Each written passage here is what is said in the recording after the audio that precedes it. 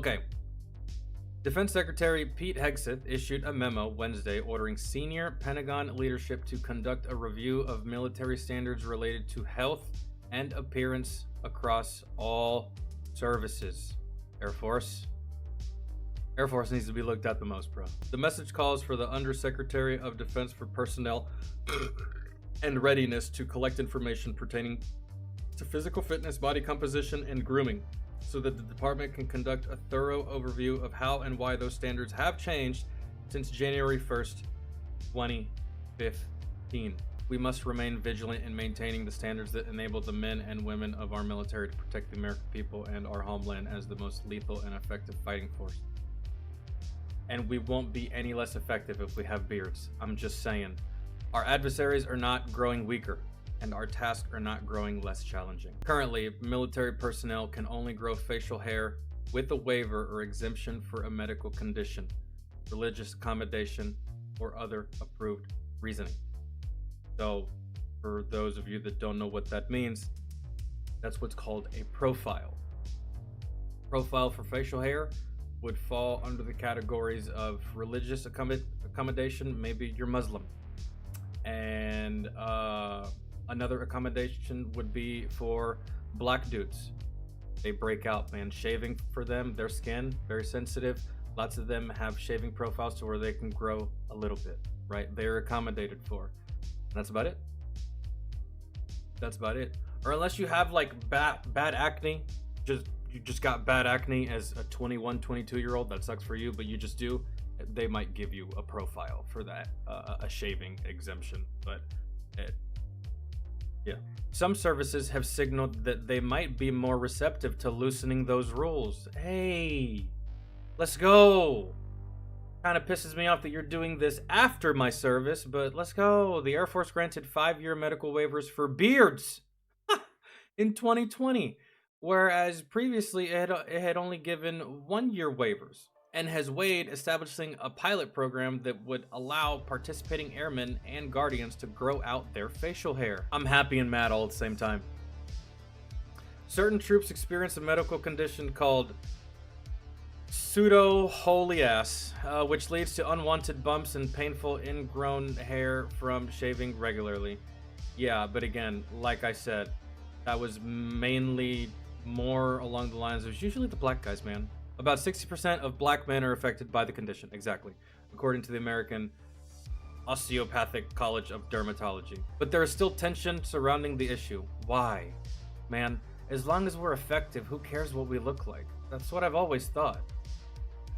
In May 2024, an Army Master Sergeant with the 25th Infantry Division alleged he lost out on a position because of his beard. That's so stupid. Infantry Master Sergeant? You know how much experience that guy has? You know how much knowledge that guy has? You know how badass that guy probably is? He turned it down because of, yo, dude, we're the Army, not the New York Yankees, man. I wish we would stop with this shit of just like, it doesn't look perfect. Who cares? You're not out there, are you? Hegseth's focus on physical fitness also comes several weeks after a federal watchdog criticized the Army for admitting trainees into a fitness course whose body fat composition exceeded the course's standards and should have barred them from entering. Yes, that's called fat camp, ladies and gentlemen. And when I was in the military, we did have a version of fat camp, but it wasn't labeled fat camp. It was called remedial PT.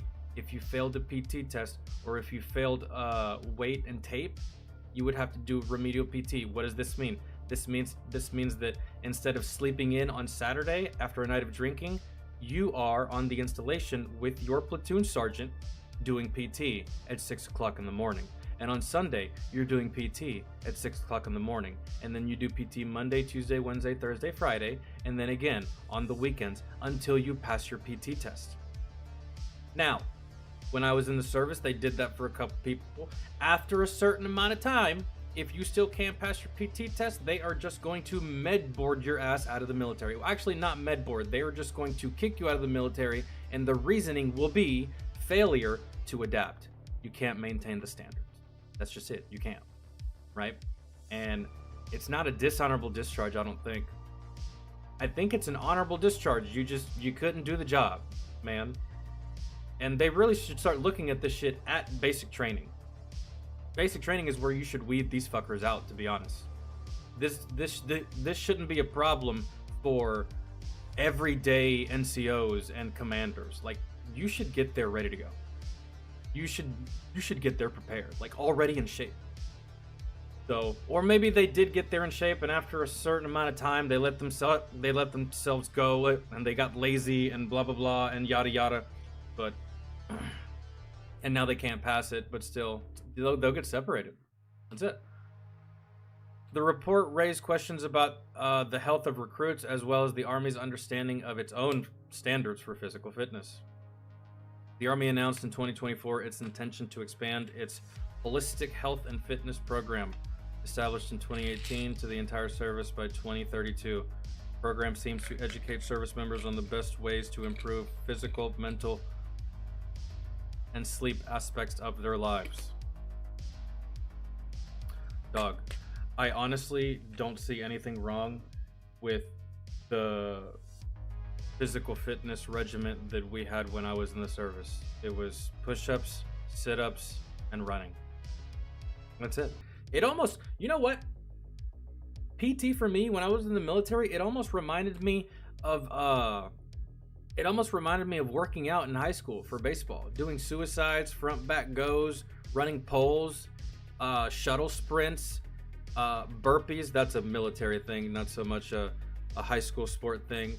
Iron mics, lunges, like the whole fucking nine, man. That was our thing, dude. And for our squad leader, it was just like, yo, I'm gonna fucking work y'all's asses, either until you puke or until I notice that you're on the verge of puking, and then we'll call it a day. And that was it. Personally, I believe there ought to be more weightlifting mixed in with the cardio. Agreed. However, I will tell you,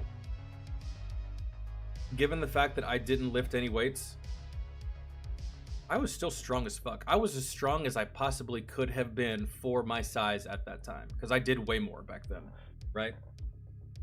Just off of the daily workouts that I did, man. Push-ups, sit-ups, and running. And that's what the PT test was. That's what the PT test was, because it tests everything about you. It tests your core, tests your leg strength, tests your upper body strength, and it tests your endurance. It tests everything that a combat situation would test, right? Except for the anxiety and quite possibly tunnel vision you might get and fucking, yada yada. But as far as the physical aspect, all you have to worry about now is the mental aspect, which, isn't it great when you don't have to worry about something in combat? It clears your mind up for other stuff. But if you go into combat thinking like, oh my god, man, I don't know how I'm gonna make it up that mountain, and you're like thinking about making it up the fucking mountain instead of, I don't know, watching your six, watching your buddy's six, watching your sectors of fire and shit like that, then you're not focused. There's specific people that are more receptive, that are starting to become more receptive to beards, so hopefully that ideology snowballs downwards to other leadership and other people of influence within the Pentagon or something. I don't know, man. I think we should have beards, so that's going in the right direction. They mentioned the profiles for people. I don't think that needs any changing. If some people have religious exemptions, that's fine. You do the beard. I think everyone should be able to have a beard, and then just do away with the profiles, right? If you let everyone grow a beard, you could throw away these exemptions, and then everyone can have their beards. And then you no longer need profiles. You no longer need exemptions. You no longer need to go out of your way to provide dermatology stuff and or, it's,